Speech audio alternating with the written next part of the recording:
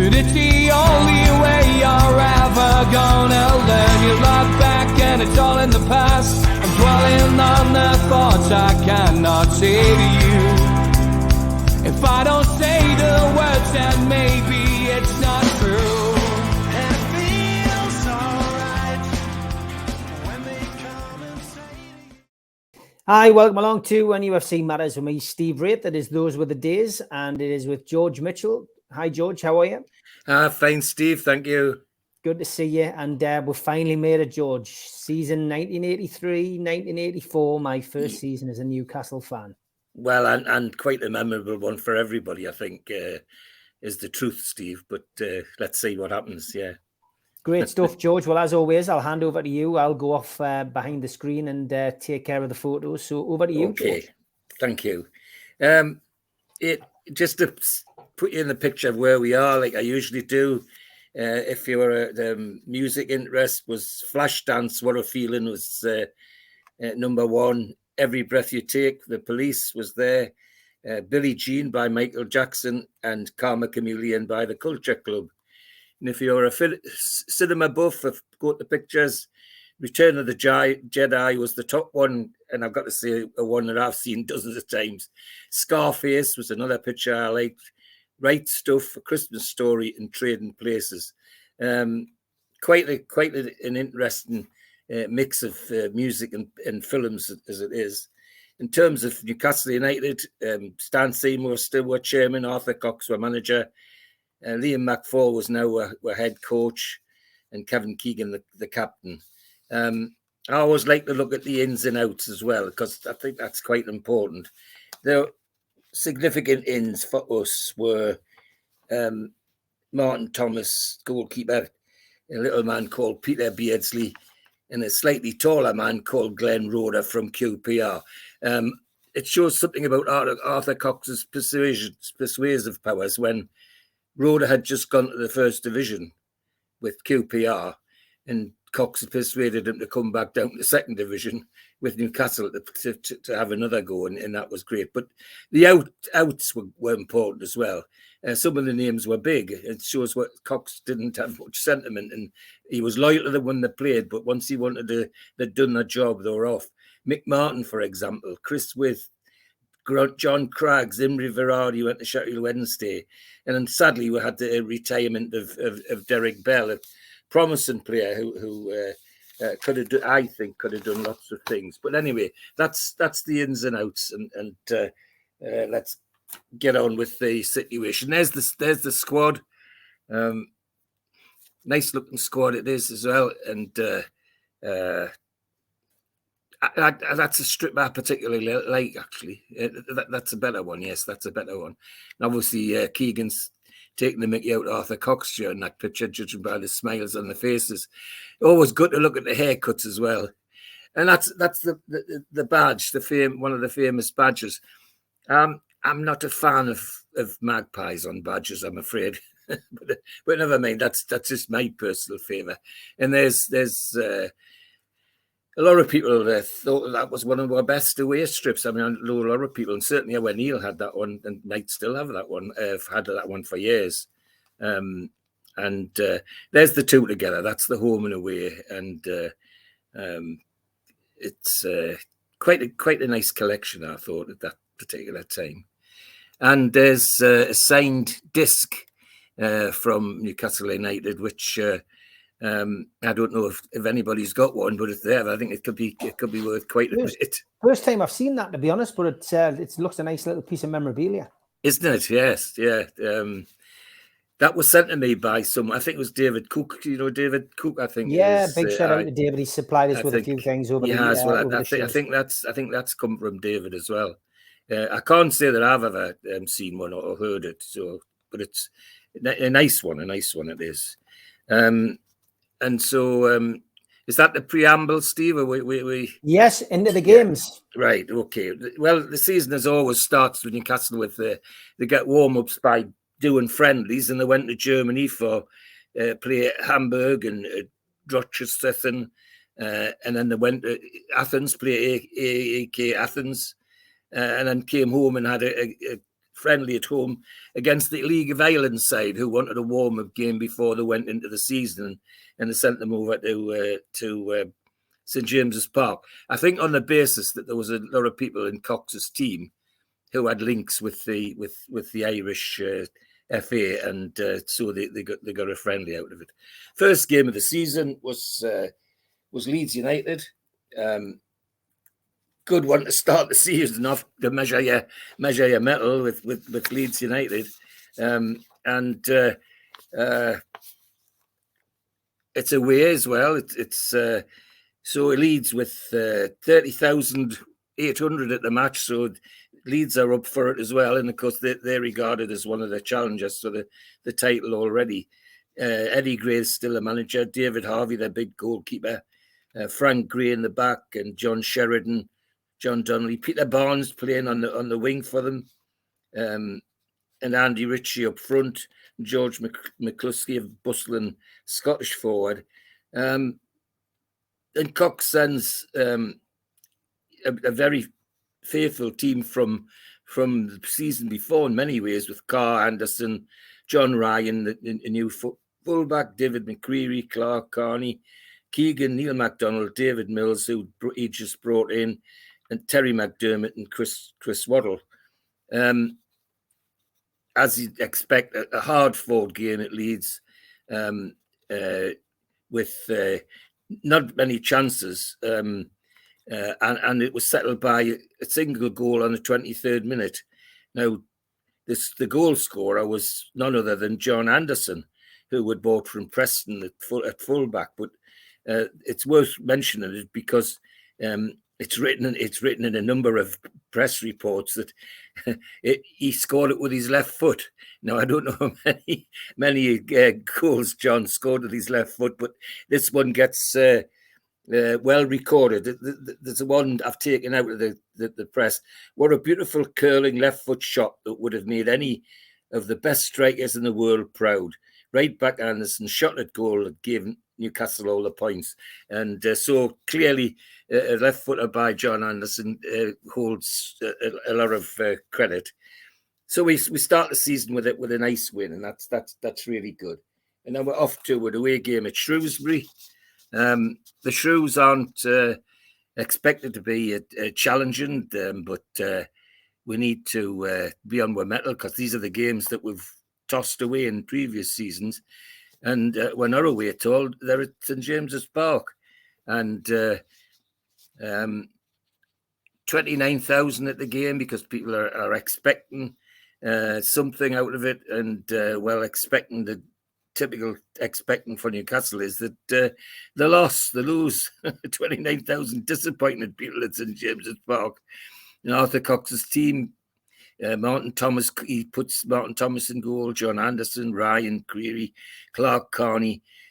Very, very, as always, faithful to his team, Keegan, MacDonald, Mills, McDermott and Chrissy Waddle.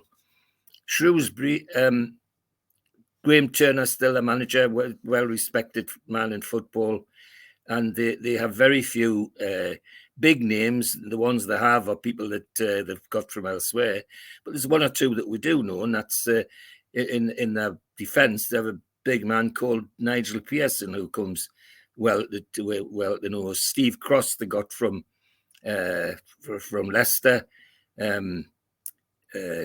Gary Hackett, big centre forward that played for them, and Alan Brown, who they got from West Bromwich Albion, a dangerous forward.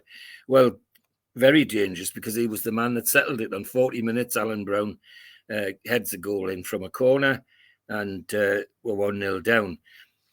And after that, it was backs to the wall for Shrewsbury, and they held on. Well, or by the skin of their teeth, you might say, but hold on, they did. So our first home game is a disappointing 1-0 defeat, and not the way the Gallagher Corner wants to start the season. The next one's a home game against Oldham Athletic. Oldham again, not one of the top challengers, but likely to be hanging on with their fingernails to stay in the division. 22,500 in the crowd. Team typical Cox, unchanged. Thomas Anderson, Ryan McCreary, Clark, Carney, Keegan, Neil MacDonald, David Mills, Terry McDermott, and Chris Waddle. Oldham, Joe Royal, ex-Everton centre-forward and England centre-forward, is the manager at this time. And some big names in the team who are, shall we say, on their way down out of football in many ways. But goalkeeper Andy Gorham, Scottish international, very, very well thought of. Kenny Clements, Manchester City. Martin Buchan, a very, very talented man who played for Manchester United most of his career. Paul Heaton from Manchester United. John Henry from Manchester City. Derek Parker, Roger Palmer from Sheffield Wednesday. So a lot of good names, but as I say, on the wrong side of the age terminal. A nice game. I can't remember being at this one. It was a nice game of football, but Oldham were never really in it. Terry McDermott opened the score on 28 minutes. Chris Waddle added a second on 58. And David Mills got the third on 65. So we got a home campaign after a win at last, and we're doing very well. Next game is a away game to our Teesside neighbours at Middlesbrough, and again another tough game. We know it's going to be a tough game. As I said before, even yesterday, the last time we spoke, I always regarded this as a derby match, and I think most people do now. Still do now. So we know it's going to be a tough one. So Arthur Cox sends an unchanged team to Ayson Park, 20,000 in the ground at the time for the game, and it's an end-to-end stuff. Very, very good game to watch. Not a very, very good result though. And at right back for Middlesbrough is our old friend Irvin Natras, who left us. And then the rest of the team's built up with people they've brought in very cleverly, in my mind.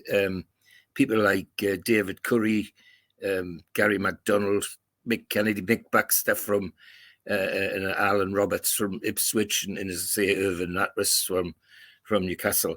So tidy side. Our side's is unchanged, as I said. Thomas, Anderson, Ryan, etc., all the way down to Chris Waddle.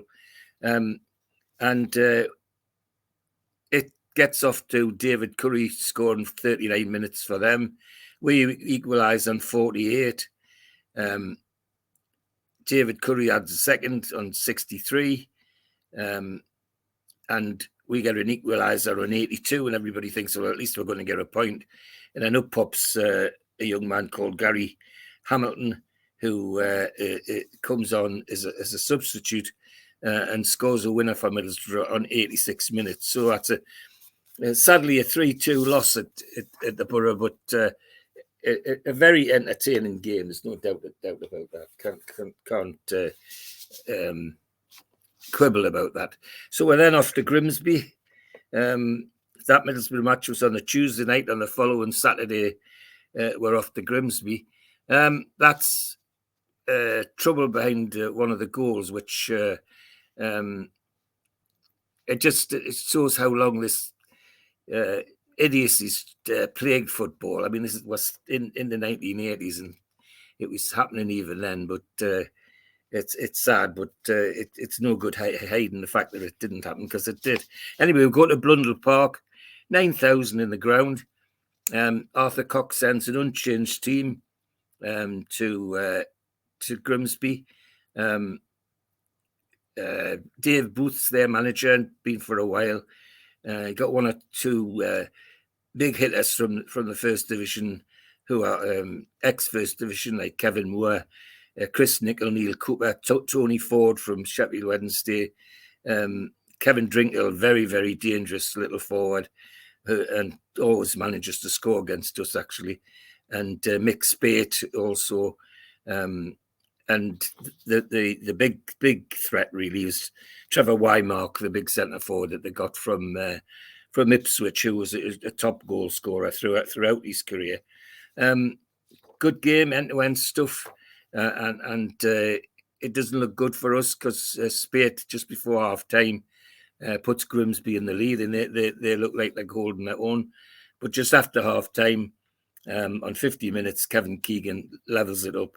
And then after that, it's ding dong and we end a very entertaining 1-1 draw. But at least it's a draw. We don't lose ground. So now we're off to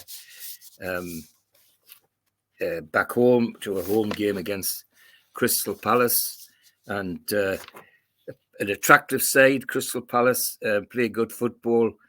23,000 at the game. And Arthur Cox Field's an unchanged team again. Thomas, Anderson, Ryan, McCreary, Clark, Carney, Keegan, Wharton, Mills, McDermott and Waddle. Palace come with their manager, Alan Murray, a very talented midfielder for England and Tottenham and Fulham. And he really, really had a great career as a player. Team, well, some great names in there. John Lacey, Les Strong at the back. Jerry Murphy, Stan Cummins, who's that got paid a lot of money for Middlesbrough to get Stan Cummins down there. Small but very, very capable in forward. He had a spell with the Mackhams as well, of course, didn't he? And Tony Evans and Andy McCulloch was their big centre forward. Regarded as a possible promotion challenging team, this, because the way Mulry's got them playing. But anyway, matters not. 17 minutes, John Ryan puts in the lead. 50 minutes, Chris Waddle makes it 2. 54 minutes, Palace get one back. And then on 55 minutes, Kevin Keegan makes it 3-1. And that's the game sewn up. And really a game would never look like losing or even having any problems with. The very satisfying games, I would say, because it went the way everybody in the Gallagher corner hoped it would. And we now go to an away game against Barnsley, and the number of things about this. Barnsley weren't going to be challengers, that's for sure. They're more likely to be hanging on at the bottom end. And we'll go to Oakwell. 14,000 of the crowd would go. Norman Hunter, bite your legs. Norman's still their manager, and they've got some fairly big stalwarts from the first division there. Nicky Lowe, Phil Chambers, Ronnie Galvin, Stuart Gray, Carl Airy, and a young man called Tony Cunningham, who's a name that we know in Newcastle. Arthur Cox, loyal to the end, sends unchanged team, but then in the middle of the first half, Jeff Clark's gets injured, and the substitute is a little man called Peter Beardsley, who was brought back from America, and Peters makes his debut in this match. And not only makes his debut, but makes his mark in the match as well. Tony Cunningham, you could guess, ex-man, anything to do with the club, they always come back and bite it. Puts the Barnsley in the lead with 52 minutes, and then a Waddle Beardsley combination goal on 84 gets with a 1-1 draw, which helps with to keep one position in the league. But as I say, the important thing for me was the introduction of Peter Beardsley to Newcastle United. So we're back home for a home game against Portsmouth.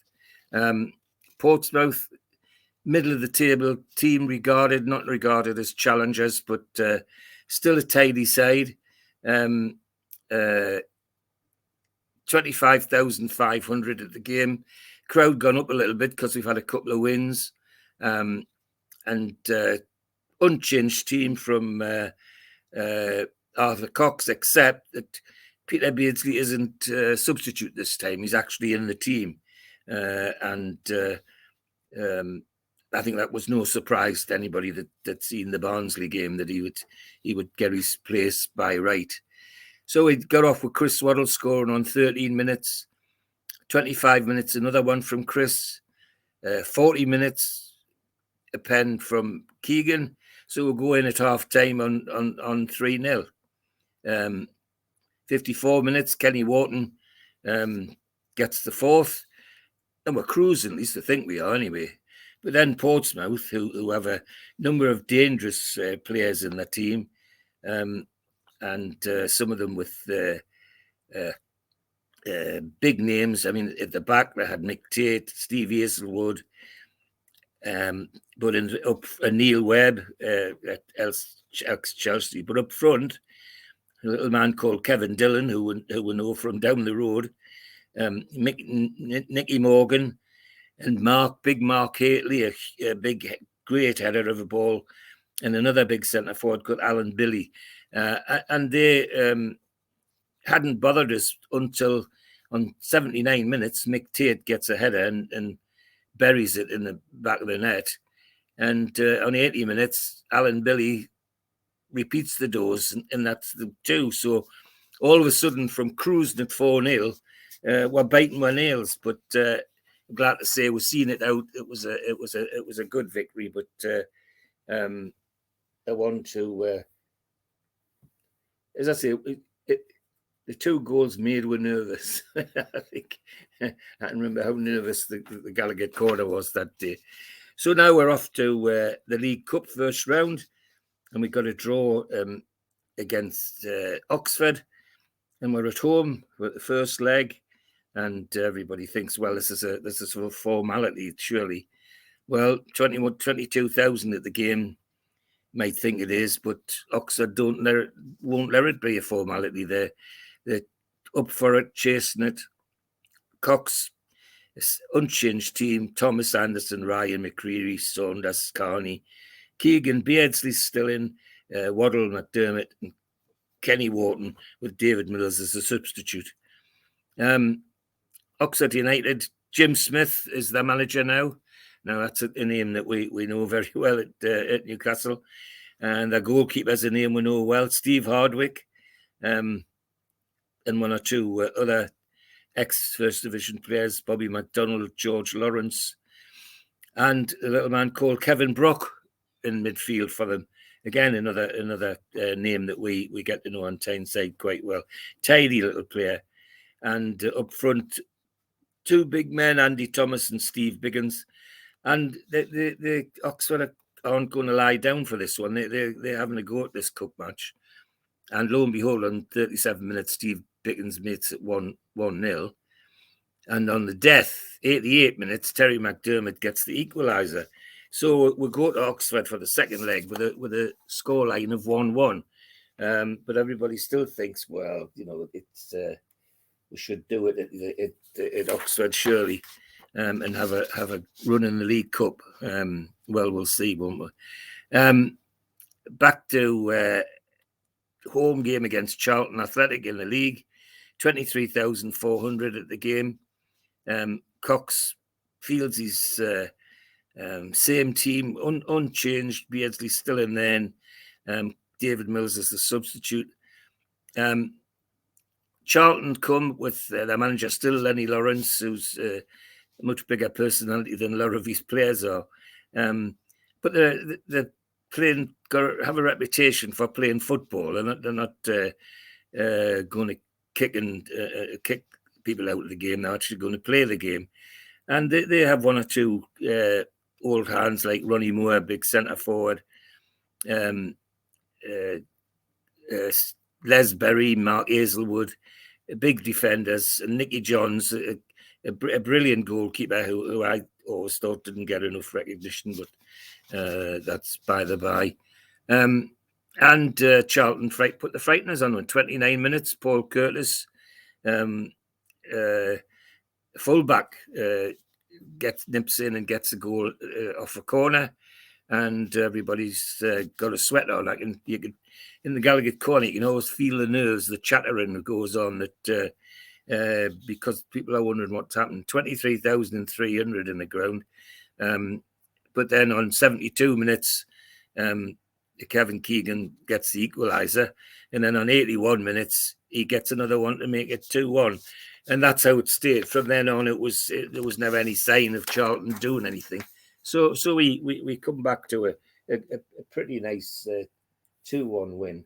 and we're off on our travels now to Swansea, down to South Wales, to the Vetch Fields, which of course doesn't exist anymore. And of course, nowadays they're called Swansea City. They were made a city, but never mind. We've got to give this a go because Swansea have got a reputation and are being talked about as possible promotion candidates. But only 9,800 in the ground.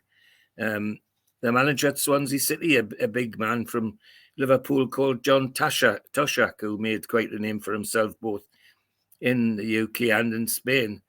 And he had a tidy team. Jimmy Rimmer, ex-Manchester United in goal. Emlyn Hughes, of course, ex-Liverpool, who Toshak must have persuaded to go to Swansea City. Paul Maddy, Ian Walsh, Bob Latchford, ex-Everton centre-forward, very dangerous player. So the tidy side, and as I say, having a reputation for playing football. Cox, absolutely loyal to the core, Thomas Anderson, Ryan, you can read the names off yourselves. I've said it so often. David Mills is still the substitute, and at halfway through the second half, he comes on because Chris Waddle gets a knock. It's Kenny Wharton in 3 minutes. Typical Kenny Wharton goal. A corner, and he's left unmarked at the near post, and he glances ahead in the back of the net.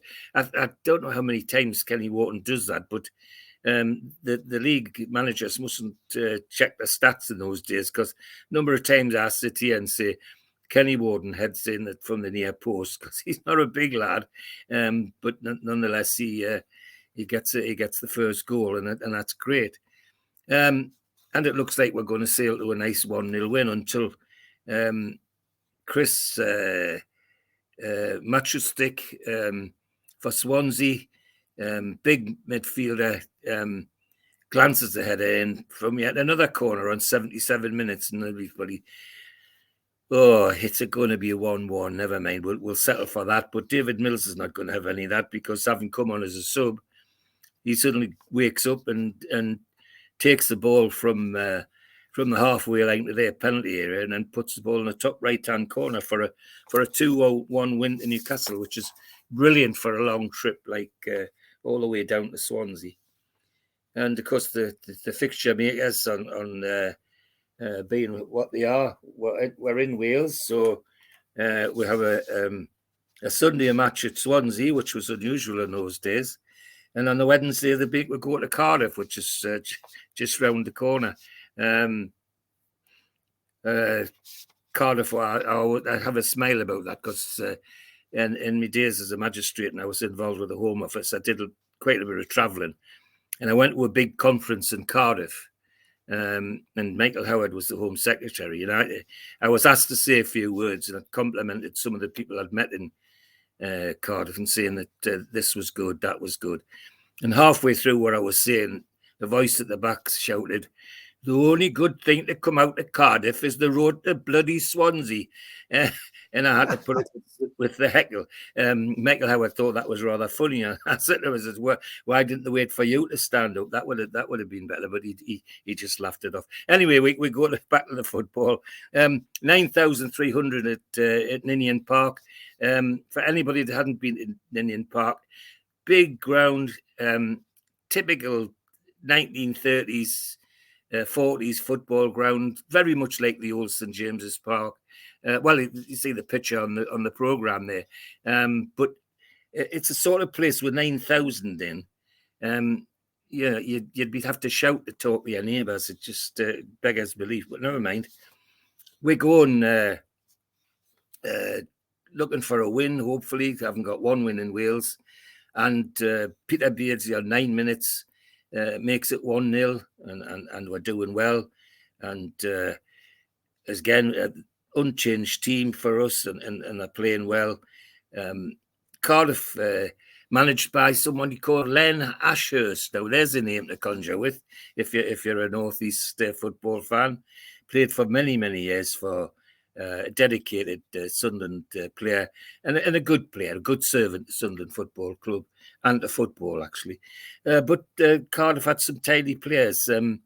Andy Dribble in goal, Phil Dwyer at fullback, Jimmy Mullen in defence, Paul Borden, who for a very brief while we knew on Tyne side, David Tonk from Stoke, Nigel Vaughan from one of the Manchesters, and Chris Townsend from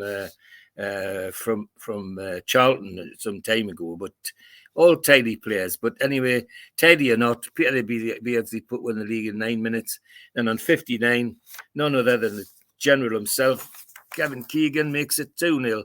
And so we come home from our trip to Wales with two very, very nice wins. Well, we're sitting not far off the, and I think that's one of the goals. No, it's not. That's a goal for the next game. That's right. Yeah.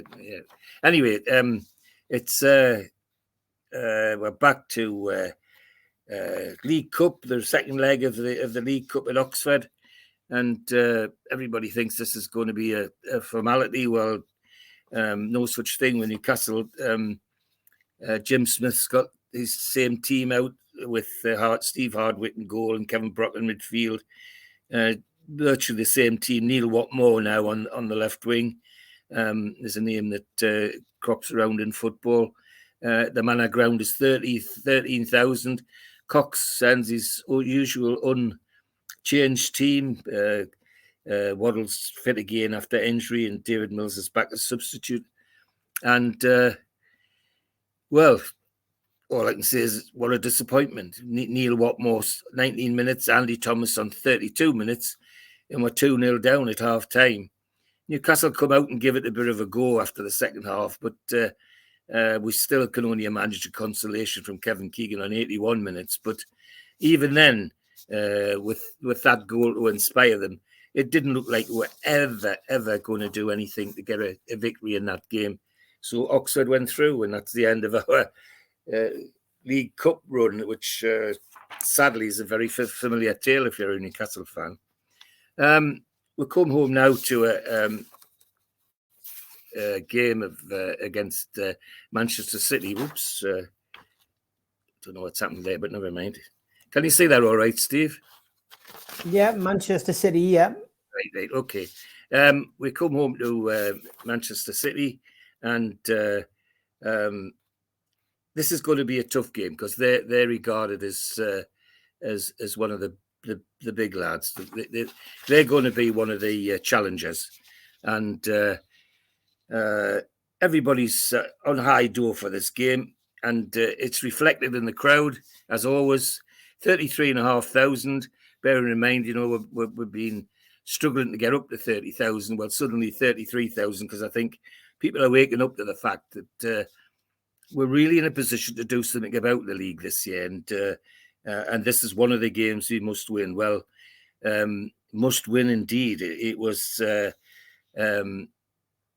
fantastic game, fantastic for lots of reasons. But we win 5-0. We go in at half time 2-0. But listen to the goal scorers: Peter Beardsley, 8 minutes, 60 minutes, 78 minutes. Kevin Keegan, 38 minutes. Chris Waddle, 88 minutes. And it just, it sets the scene for what was to come for the rest of the season. Our unchanged team playing, as we know in the wood, Manchester City.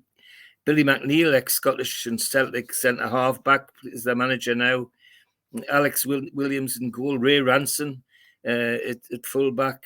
Paul Power, big names. Neil McNabb, somebody that we know from down the road for a while. And it's they had a good side, yet just washed away by Newcastle that day. It really was fantastic. Bits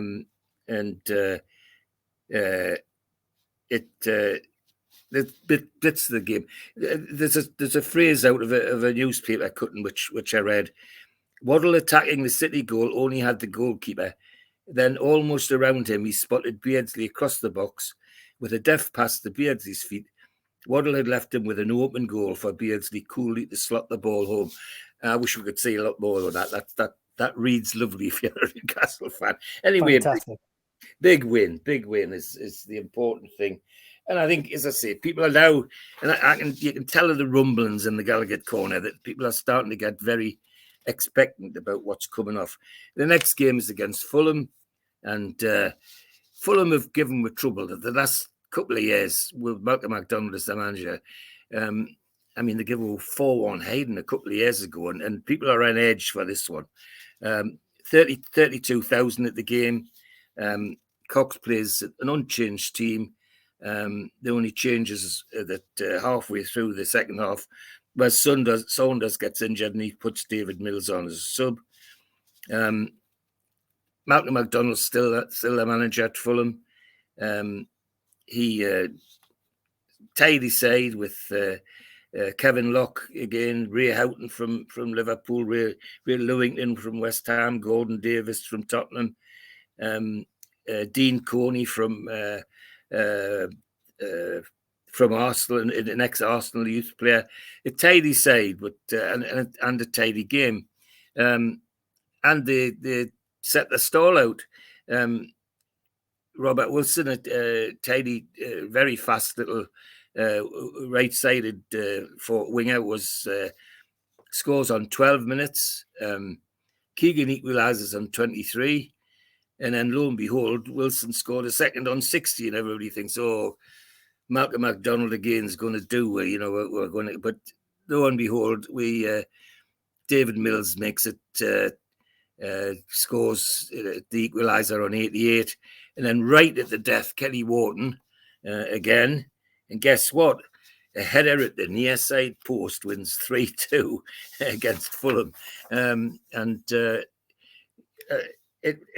That series of victories, a marked impression on everybody, particularly on the crowd, because now people are believing that things are looking up forward, and we're away to Chelsea now. Now here's a test, if you like, to see how we're going to do, and big test it is as well. Everybody hoping that we'll come back with at least a point. Well, as always, Newcastle, when you hope hard, you sometimes get knocked back, and knocked back we did. Chelsea just annihilated. We really weren't in this game. Same team from Arthur Cox as well. With Chelsea, with John Neal still a manager, and some interesting characters coming through into that team, like John Hollins, Colin Lee, Neil Spackman, Pat Nevin, who we still see on the television occasionally these days. Kerry Dixon, a big centre forward who made a name for himself, and a little winger who was a pain in the backside sometimes to Newcastle, David Speedy. What a little speedy little so-and-so he was as well, but very, very dangerous. And they just took us apart at Stamford Bridge. 31,000 on the ground. Spackman on 7 minutes. Peter Rhodes-Brown, 36 minutes. And David Speedy on 46 and 67 minutes. A 4-0 defeat, which knocked the wind out of the sails of the fans, because they had been expecting better than that. So we now come back to a game at Sheffield Wednesday with everybody thinking, well, let's get back on track here. We're losing our place in the promotion places. Sheffield Wednesday are regarded as one of the challengers, and the crowd tells you that.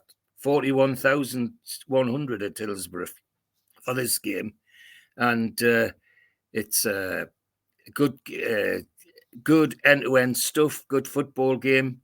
Sheffield Wednesday is managed by Howard Wilkinson at this time. Now, there's a name to conjure with. He's still around, Howard. Martin Hodge in goal, Mel Sterland, Peter Shirtcliffe at fullbacks, Mick Lyons, ex-Everton, Gary Megson, of course, Gary Shelton, Gary Bannister, and then to cap it off, two Magpies to cause more bother. They had bought Imre Verardi, of course, from Arthur Cox, and Tony Cunningham across from Norman Hunter at Barnsley. And Arthur Cox sends his an unchanged team again, but unchanged or not, Sheffield really go for it, and because it's equally important to them as this does, because they're sitting in one of the promotion spots, and you could put a bet on it that Verratti and Cunningham would score, and by Jove they did. 37 minutes, 51 minutes Verratti, 71 minutes Cunningham, 82 minutes Gary Bannister. Terry McDermott got one back just before half-time on 43 minutes, and then Kevin Keegan a penalty on 78 minutes. But we never looked like winning it, and it really was a game that if we wanted to prove our promotional credentials, that's the one we should have had a go at. But never mind. We're at home to Cambridge on the next game on the Saturday in November, 26th of November. However, the crowd's staying with, well, by and large, 26,000 at the game. Coxfield's completely unchanged team again. And Cambridge United, tidy football side. The manager, John Doherty, was a tidy player. And you can sometimes see the style of the team in the way the manager used to play. And John Doherty certainly was a very good ball player. Andy Beattie, a good defender that they got from Ipswich. And at centre-back, a name that we know now and have known for a while, called David Moyes, would you believe? And David was making a name for himself and went on to better things after this. But that's him in the Cambridge United team. Steve Spriggs, Kevin Smith, Graham Daniels and Martin Goldsmith, all tidy players that had experience in the First Division, but not going to.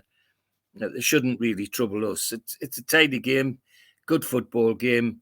Keegan on 43 minutes, a penalty. Beardsley on 62 minutes, and we're sailing.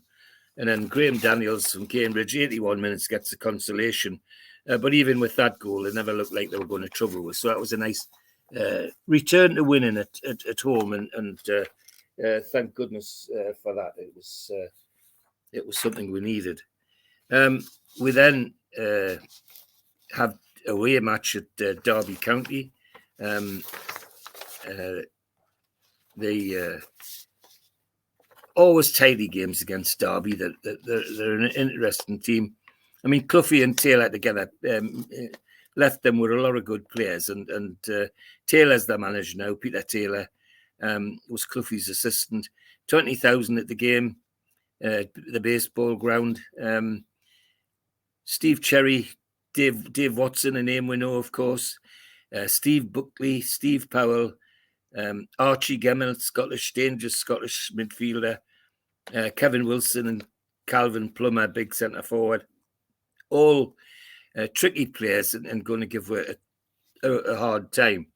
And once again, unchanged from Arthur Cox, Thomas, Ryan, Anderson, Ryan, McCreary, Saunders, Carney, Keegan, Beardsley, Waddle, McDermott, and Wharton. Neil MacDonald's substituted this time, and halfway through the second half, he comes on for David McCreary. Good game, good football game. And we go into lead on 29 minutes thanks to Kevin Keegan. 39 minutes, Chris Waddle makes it 2-0, and we're going at half-time 2-0. And everybody,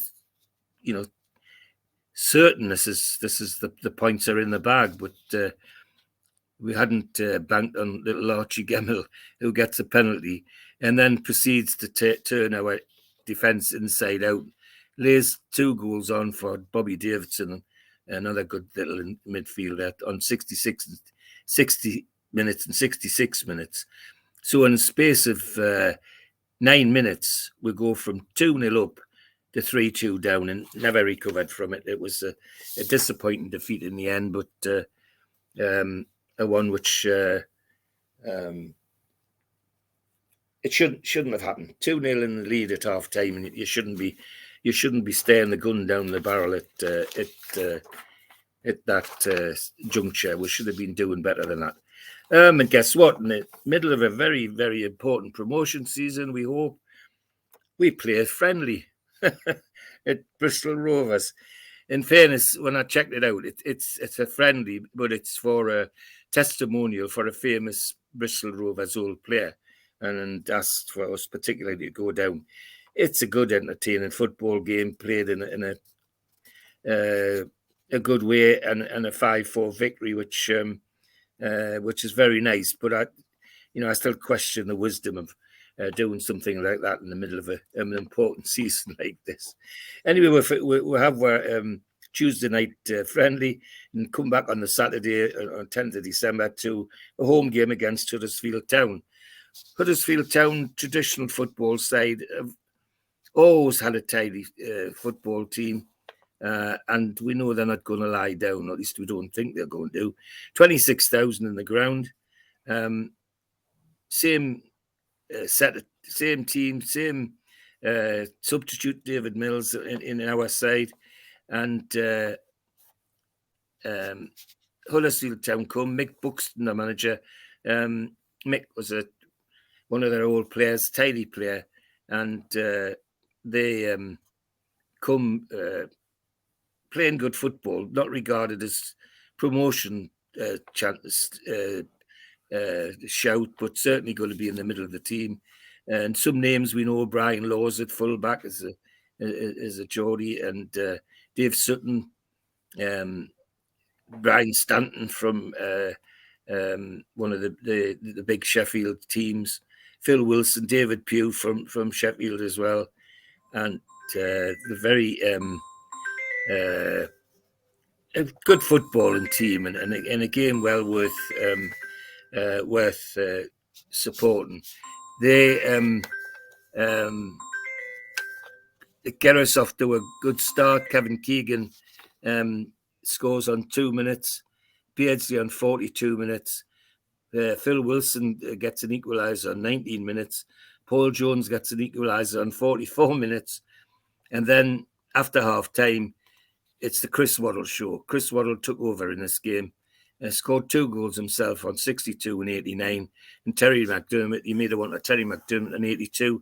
And we come away with a nice 5-2 victory, which is recovering the faith of the Magpies.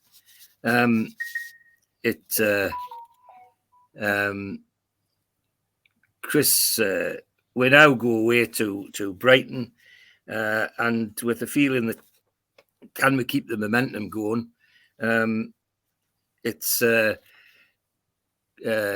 Hove Albion manager Chris Catlin, but they have some big names in that team. Joe Corrigan, they got from Manchester City, 13,900 at the game. Chris Hutchins, Tony Grealish, Danny Wilson, Terry Connor, Martin Lambert, all seasoned first division players, but obviously on the wrong end of their career. Cox sends his unchanged team down again to Brighton, and is rewarded with a 1-0 victory and a goal on 51 minutes by Chris Waddle. And to all accounts, it was a Chris Waddle game. He took Brighton apart, and they were lucky to get away with 1-0. It could easily been a lot more than that. The next game is a home game against Blackburn Rovers. Now, Blackburn regarded as one of the possible challengers at the top, and the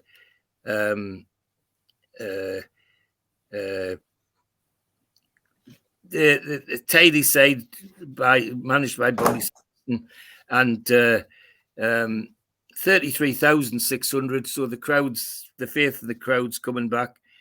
And you can name the team without looking at it. Thomas Anderson, Wharton, McCreary, Saunders. Suddenly, another name sleeps into the back three, Glenn Roeder. And I think Cox learned his lesson of the season before, that if without conceding all the goals that we did, we might actually got up that season. So he bought this talented defender from QPR, and someone who easily falls into the discussion about legends, in my view, about all the things he did for Newcastle United. But that was his. He was in this game, and Blackburn were really up for it.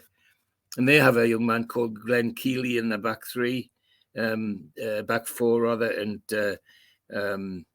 someone who always did his best for Newcastle. Simon Garner up front, very dangerous players, and it ended up 1-1 with Simon Barker scoring for them on 29 minutes and Chrissy Waddle scoring the equaliser on 59. And after that, it was end to end. It could have been four each, never mind one each. And then the next game is we're off to a Cumbrian neighbours, Carlisle, who don't ever do us any favours. And certainly didn't do us any favours on this day, because we go with the same strong team, expecting that this could be a stepping stone to get into a promotion place. And we're at Brunton Park with 15,000 in the ground. And Bob Stokoe still the manager. Jack Ashurst playing. Bobby Parker. Tommy Craig, who we know. Alan Shoulder, who we know. And you can guess who's going to score the goals against you. Can't we? 18 minutes. Looks like we're away for it. Chris Waddle scores and we're 1-0 up. But 35 minutes, Alan Shoulder equalises. And then on 88 minutes, Russell Coughlin, the big centre forward, scores the 2-1. And then right at the death, 90 minutes, Tommy Craig, ex-Magpie, makes it 3-1. So that's a game we're out of, and points given away to Carlisle again, which is frustrating because everybody finds that hard to take. But always a tough place to go for Newcastle. Don't know why, but so we're now on our away trip to Oldham, and everybody thinking, well, gosh, are we going to blow this again? At Boundary Park, 9,000 in the ground. Joe Royle's still the manager, and the team virtually unchanged from when we played them at St James's. Andy Gorham, Kenny Clements, John Bowden, Joe McBride, Tony Henry, David Cross, John Humphreys, Roger Palmer. A tidy side, but always going to be in a position where they're hanging on rather than going for promotion. Newcastle unchanged again, and 15 minutes, Kevin Keegan, 62 minutes, Kevin Keegan, and then right at the death, 89 minutes, Tony Henry scores for Oldham. But even at that, they were never going to damage what was a tidy 2-1 victory. And now Sutton were knocking on the door of the promotion spots with that victory. So we now come home to a game against Barnsley. 29,800 at the game, so people are believing that it's going to happen again. Unchanged side, Thomas Anderson, Ryan McCreary, Saunders, etc., all the way down to Chris Waddle. And Norman Hunter's still the manager of Barnsley. Bite your legs, Norman. And they've got their usual mixture of former first-team players from all over the country. People that Norman Hunter have pulled in, like David Geddes from Leicester, and Colin Airy from Charlton, and it's a tidy game. Well, any team managed by Norman Hunter is not going to give you a soft game. They're happy to go for it, and they dig their heels in, and it looks like it's going to be hard until 12 minutes. Chris Waddle puts you in the lead, and then from then on, it's in terms of goal chances, there's only Newcastle in it, but it's a 1-0 win, and that's really all that matters to the Gallagher Corner and St James's in general. So we're now off to the FA Cup third round. And of course, everybody wants a cup run, don't they? Well, of course they do. And unfortunately, we're playing the team that are by now are the top team in the country. There's no question. Joe Fagan's the manager now.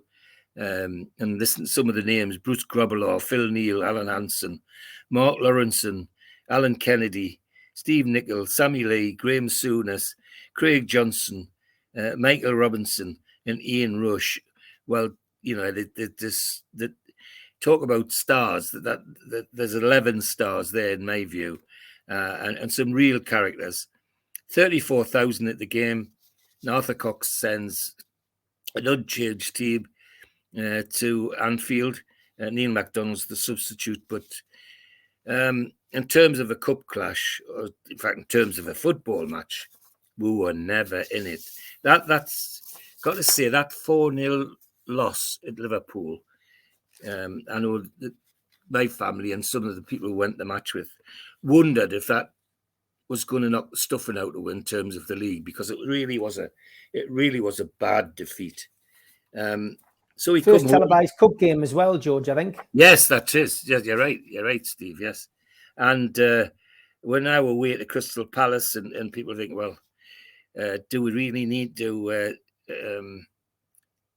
another away game after that? Well, whether we needed it or not, we got it, and unfortunately, we got another defeat. 10,000 at the game at Selhurst Park. Alan Mullery's still a manager, but and Cox sends an unchanged team, except Kevin Carr's back now, and instead of Martin Thomas, and we end up with a 3-1 loss, which is very disappointing and knocks off the promotion spot. It really discouraging for the team. I mean, we were 3-0 down at half time, so 16 minutes, 41 minutes, and 44. Andy McCulloch, Kevin Mabbott, and Billy Gilbert, all good names. And then Peter Beardsley on 70 minutes gets one back, but we never ever looked like we're going to recover. And as I say, people are wondering if that heavy defeat at Liverpool hasn't somehow knocked the stuffing out of it. So we go away to Portsmouth now on the following weekend, and 20,000 in the ground at Fratton Park. Robert Campbell is the manager. Some great names in the team: Alan Knight, Mick Tate, Colin Sullivan, Bobby Boyle, Neil Webb, Kevin Dillon, of course, was from down the road, Nicky Morgan, Paul Wood, and none other than Mark Haitley, big centre forward whose prowess in the air was very, very dangerous. Arthur Cox sends us back to with the same, well, not the same team. Kevin Carr's fit again and comes back into the side, and Steve Carney's the substitute this time. And people are wondering, well, are those two last defeats going to have a lasting effect? Well, we seem to recover. 3 minutes, Kevin Keegan scores. 61 minutes, 45 minutes on half time, Peter Beardsley scores. Then Neil Webb on 61 pulls one back. Beardsley on 67 adds to it. And then number 4, Kevin Keegan, 73 minutes. And a game that we never looked like losing. It was a good performance, good football performances as well. And everybody's hoping that that's the Gremlins shaking off after that big win at big loss rather at Liverpool. That's the Portsmouth programme's got chimes on for anybody that's not a football fan. The chimes is what you hear when if you go to Portsmouth. That's what the crowd sings. Play your Pompey, play your Pompey. That's the chimes, and that's what they've got on their programme. We're home to Grimsby, and everybody's thinking, well, you know, let's have a go at these, because we need the points. We're slipping a little bit. We need the points. So Grimsby come to St James's Park, and if any indication of how important it is, 29,000 at this game for Grimsby. Unchanged team: Kevin Carr, Anderson, etc. Right down to Chrissy Waddle. David Booth still their manager at Grimsby. Bobby Cummин, Kevin Moore, Chris Nichol, Tony Ford, some tidy players, but all on their way out of football rather than up. And the big danger always against us was a little man called Kevin Drinkle. Always managed to do something against us. Well, he did this day as well. 17 minutes, Kevin Drinkle, bang, through the defence and slots an easy one in to put Grimsby 1-0 in the lead. And sadly for us, banging away and stuff. The number of times we hit the woodwork in this game, I can't remember. But it was tragic, really. And all Beardsley, Keegan, Waddle, all hitting the woodwork, but couldn't put one in, and we end up with a 1-0 win against the team everybody was hoping we were going to turn over. So it's put a dent in our promotion hopes. However, we go away to Manchester City next. The main road, 42,000 at this game, and Billy McNeil's still the manager. Lots of names, big names in their teams. Mickey McCarthy, who you know, Kevin Bond, who they got from West Ham, Andy May, Paul Power, Neil McNabb, who we know from down the road, and a tidy team who reckoned to go and walk the league. Well, they didn't walk the league, and the 5-0 defeat at St James's didn't do them any good. So everybody's thinking, well, can we do it down there? Well, 19 minutes, Peter Beardsley scores. 21 minutes, Kevin Keegan scores. And everybody thinks 2-0 up. Goodness gracious, we'll have to we'll get the best out of this. But that's Chrissy Waddle. Good pose for Chrissy Waddle. And that's Peter Beardsley. Nice one for Peter.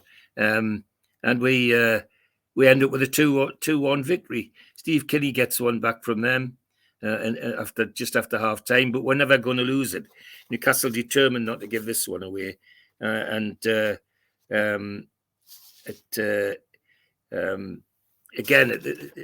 I picked up a little bit out the press of this one. Waddle crosses to Keegan. He puts a perfectly weighted header into the path of Beardsley.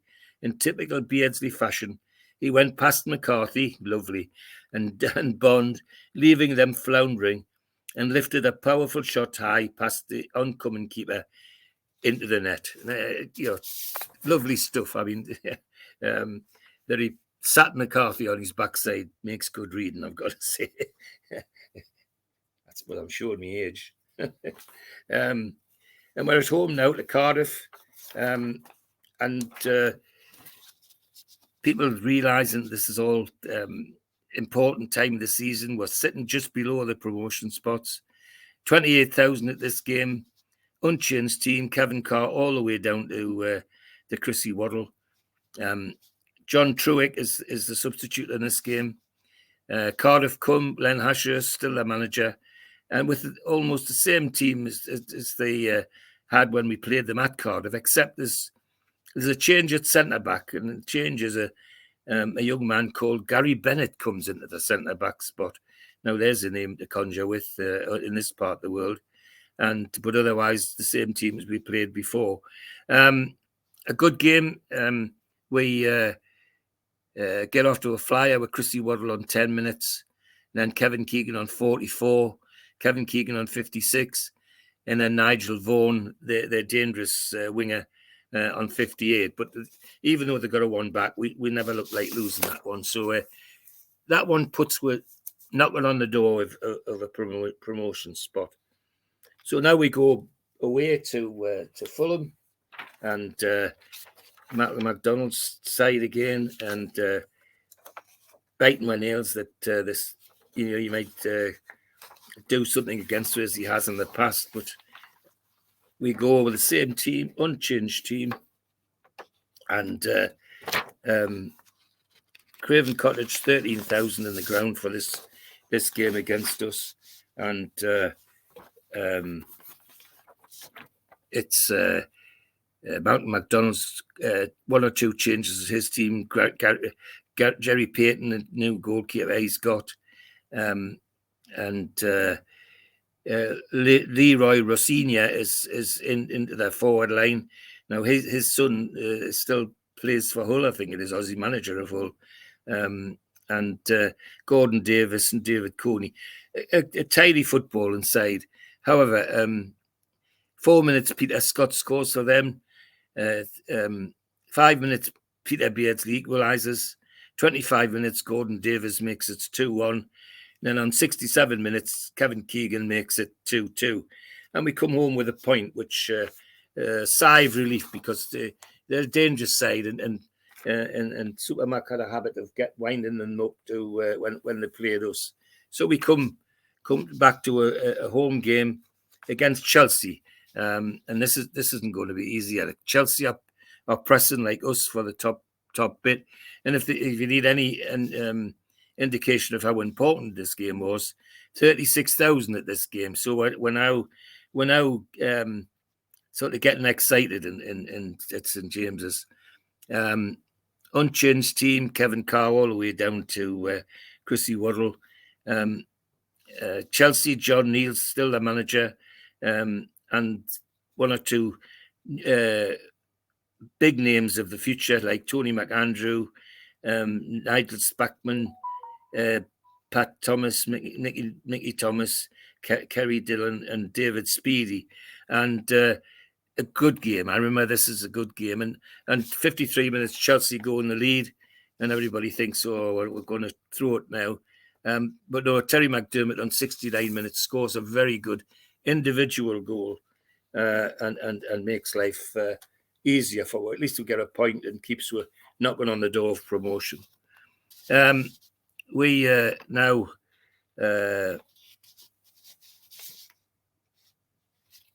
I seem to have got a mix up here.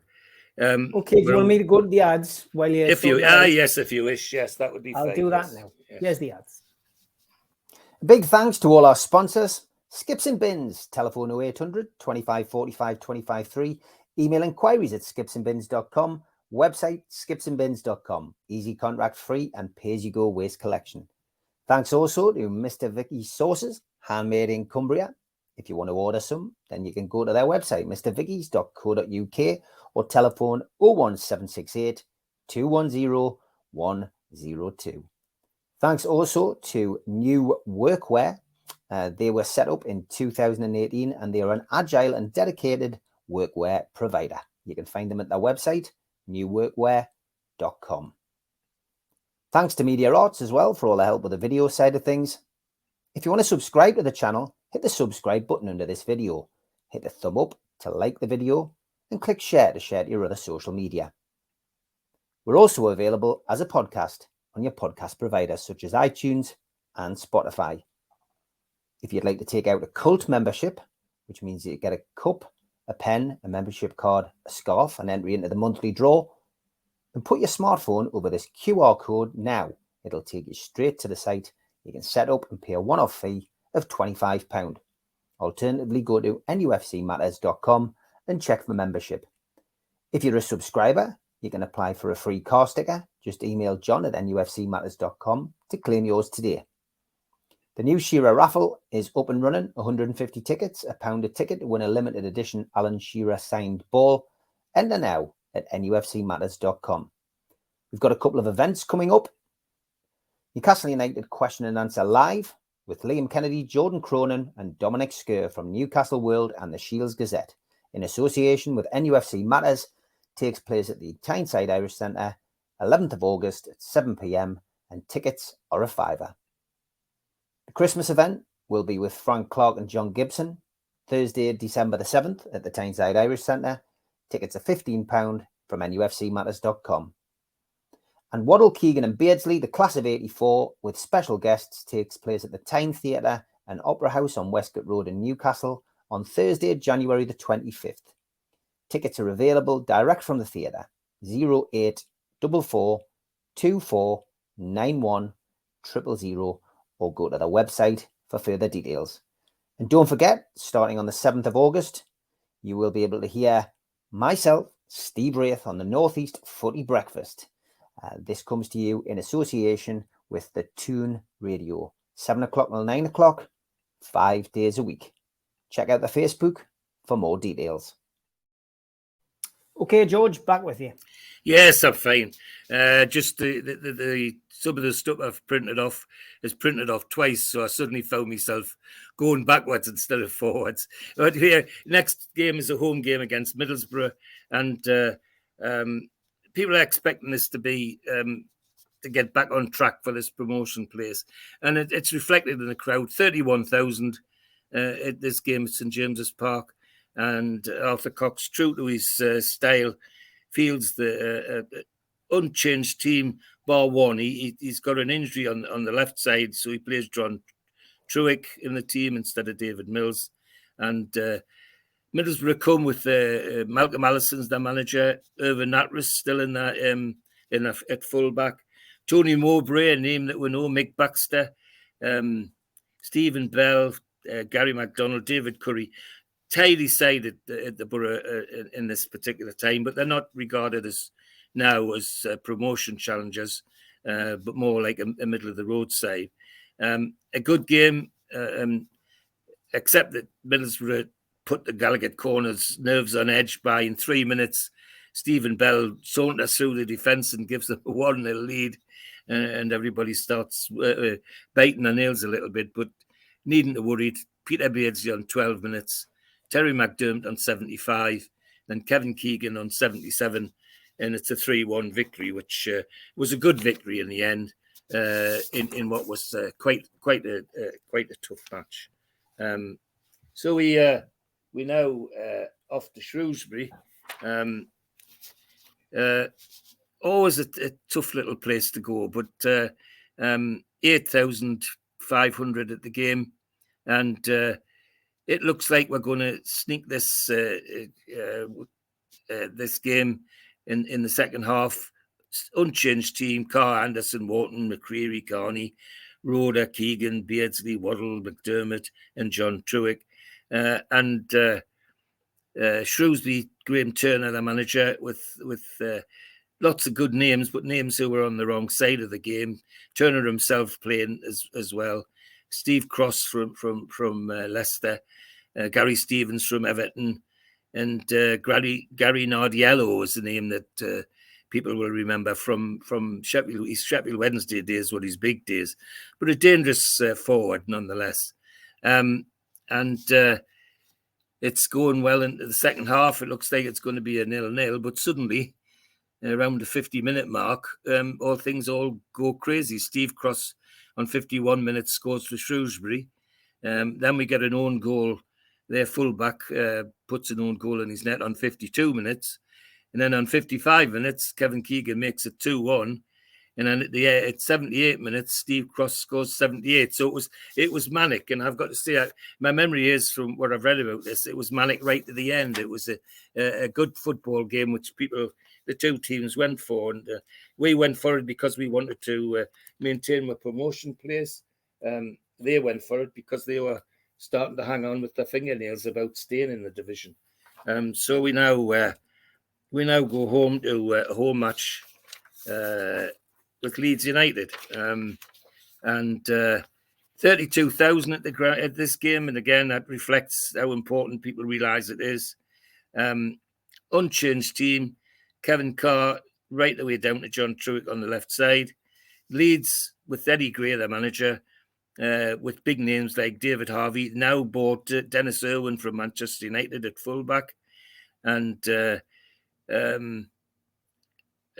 lots of names: Peter Barnes, Andy Ritchie, Peter Lorimer, whose cannonball right foot shots were legend. But they're sneaking into their midfield as a name we get to know much later on. Scott Sellers is introduced into the Leeds team, and what a tidy little player he was, and he was for us when he eventually came. But a good game, a tough game as it always is against Leeds. And they were hailing the fact that got Dennis Irwin from Manchester United. Well, hail him they did, but he ended up settling the game because he scored an own goal in 25 minutes, trying to deflect the Beardsley effort, and it went into their own net. So it got a 1-0 win, and now really makes the crowds now believing that we've got a chance at this promotion. At home to Swansea next. Again, 28,000 at the game. Unchanged team from Carr right the way down to Truick. at that time, Swansea had just sacked Joshak, but their team was virtually the same. Robinson, Nigel Stevens, Wyn Evans, lots of Welsh internationals, Hugh Lake, Colin Pascoe, Hugh Morgan, Dean Saunders is the name we get to know, and for a number of reasons. Tidy little player, Dean Saunders, and a hard worker and a good coach as well, I think. Anyway, it was a good game, but looked like sadly it was drifting to a boring 0-0 until 76 minutes, and the name pops up for goal scoring is Kenny Wharton. And guess how he did it? In the post header from a corner, and we're 1-0 in the lead. And then about 2 minutes later, Peter Beardsley scores a second. So it's a comfortable 2-0 win against Swansea. We now go away to Charlton. And history tells us London's ever been a great hunting ground for Newcastle. 28,000 at the Valley, which says how important they regard the game, because they're at the wrong end of the league in many ways. Lenny Lawrence, the manager,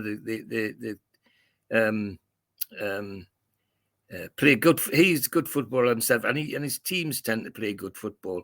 But the significant thing about this Charlton team is they introduce a young midfielder who has a bit of a career ahead of him, because they call him Rob Lee, and we all know the significance of that to Newcastle United. But this was his debut into first-class football, and Arthur Cox sends our unchanged team yet again to Charlton, and at home we're all thinking, well, come on, give it a go. Charlton go in the lead on 24 minutes. Chris Waddle equalises just before half-time. Then on 88, Terry McDermott scores, and on 89, Peter Beardsley scores. So we come back from Charlton with a 3-1 win, which is magnificent, absolutely magnificent. Now the next game is a big one, because we're playing one of the top contenders for promotion, Sheffield Wednesday. 37,000 at this game, so that tells you how important it is. But it should also tell you that that's 37,000 people are going to be let down. Great game, end-to-end stuff. But Sheffield Wednesday, through Gary Shelton, win it on the only goal of the game.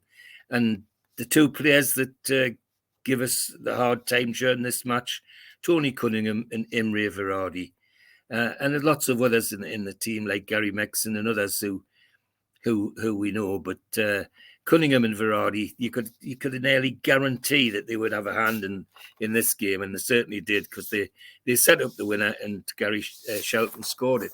And to say that there was a disappointment in that game. Again, this is another game when the 10-minute flag went down in the Gallagher corner. Nearly half the Gallagher corner went home. It wasn't received very well indeed. Anyway, we've got an away match at Blackburn to think about, and so we're off to Blackburn, and people aren't getting a little bit anxious now, but 19,000 at the Blackburn game. Blackburn, Bobby Sexton still the manager, Glenn Keeley still in our team, Derek Fazackerley still in our defence, and Simon Garner, the big centre forward, going to cause havoc. Unchanged team. Peter Haddock is a substitute for Newcastle, and it's not looking good. On 48 minutes, Fazackerley scores a penalty for Blackburn, and it looks like we're going to get a 1-0 defeat. But just as things are starting to peter out, John Truitt comes up with a bit of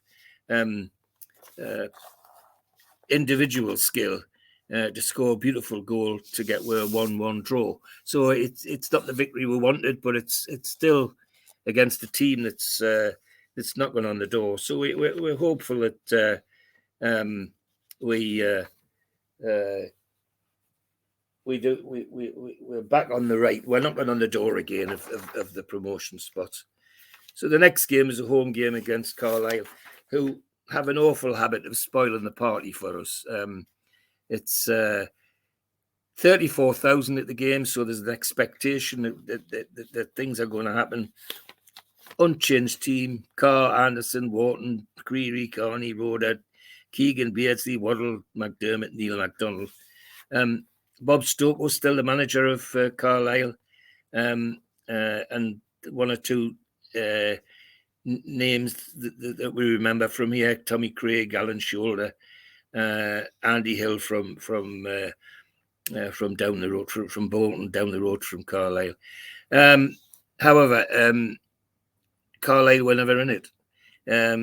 This was a match where the three terrors that we have, Keegan, Waddle and Beardsley, just tore Carlisle apart. The goals were 12 minutes Keegan, 39 minutes Waddle, 54 minutes Keegan, Beardsley on 73, 77, and then a last minute goal for Russell Coughlin for Carlisle makes it 5-1. An emphatic win, but also an emphatic statement that we're now comfortable in the promotion spots. Good penalty save in that game as well by Kevin Carr. There was indeed. Newcastle went straight up the other end and scored. That's right. And we're now off to Cambridge and hoping that we continue this run. Well, hope's not enough if you're a Newcastle fan. Cambridge beat with 1-0. It wasn't the best of games, 7,000 at the match. And it was like after the Lord Mayor show, we weren't really ever looked like winning or getting into this game. Unchanged team as well. The same players that did all the magic the week before couldn't do it again. John Ryan's now manager of Cambridge, yet another old player of theirs. David Moyes at fullback in this game. Andy Beattie that they got from Ipswich, and a tidy side, but not a side that should be troubling us. But they did. Kevin Smith on 38 minutes, a penalty, and that was that. We never looked like getting back into that game, and again the nails are starting to get bit and the knees trembling because we wonder if we're going to blow it again. We're now at home to Derby. Now, this is always going to be a tough game. However, same team, 36,000 at the game, so people realise the importance of it. Roy McFarland is now their manager. The team's hardly unchanged, though, with Steve Cherry, Dave Watson, Kenny Burns, Steve Buckley, Steve Powell, Archie Gemmell, John Robertson, the ex-Nottingham Forest player who went to the European Cup with them, and Bobby Davidson, the Scottish player. And again, we thought it was going to be really, really tough, but Newcastle were up for it. And again, it was the three terrors, Keegan, Waddle, Beardsley, who just tore Derby apart. Keegan on 17 minutes, Beardsley on 22, Waddle on 50, Beardsley on 80, and a 4-0 win. And a very timely 4-0 win in terms of what mattered to us, because we're now sitting nicely where we hope would be, off to Huddersfield next. And a good side, but shouldn't be troubling us. They did, though. They kept at it, and in fact gave us a fright, because Graham Cooper for Huddersfield scored on 22 minutes. Then lo and behold, Steve Carney scores an own goal on 26. We're 2-0 down, and everybody's thinking, well, that's the end of that. 26,000 at Leeds Road, so they know how important the game is. It's and I suspect there's a huge Newcastle following in that crowd, and Brian Laws is still in the Huddersfield team, just to give a flavour of Geordie links. Our team is unchanged, as it has been most of the season, and 2-2 at half time, because on 41 minutes, Beardsley scores the first of the goals.